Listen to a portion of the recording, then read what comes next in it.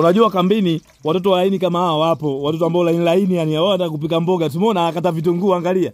Yani sufuria kashusha chini, anaogopa kuungua na mafuta.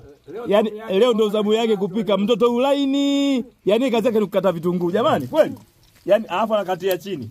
Kashusha kwenye angalia. Ameona aibu, angalia analuka. Oh jamani. Da. Kijana anapika mboga ya majani. Mzigo huu hapa. Angalia mzigo huu hapa. Chuma imetimia hii hapa, mboga majani. Mambo iko ndani uko anakata bwana rasta. Na nyama iko ndani. Kuna kijana mmoja ana marasta, yeye kazi yake kukata nyama, anafuga rasta afu anakula nyama. Na yeye ndo anaikata, yuko ndani pale. Yule pale kijana anakata nyama. Ngoja nikuonyeshe kijana anakata nyama. Yaani huyu ni rasta afu eti anakula nyama. Mimi namshangaa. Wewe rasta unakulaje nyama? Umeona? Mzigo wa nyama huu hapa.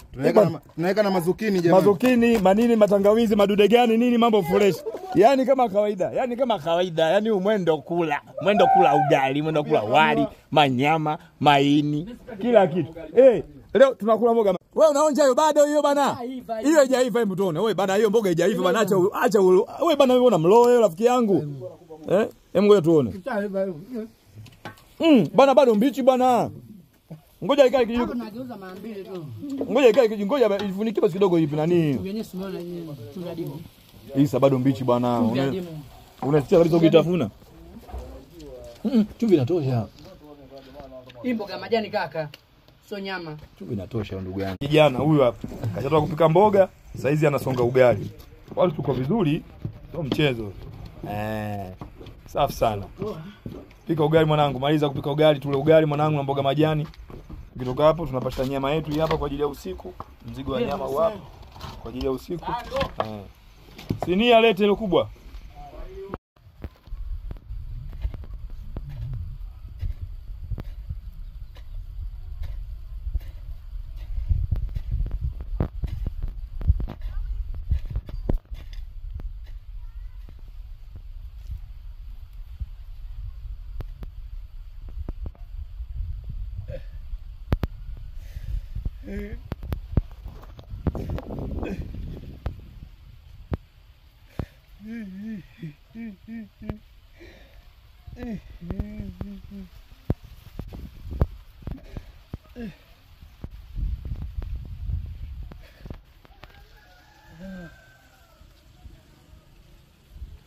Mwenyezi Mungu akulaze mahali pema.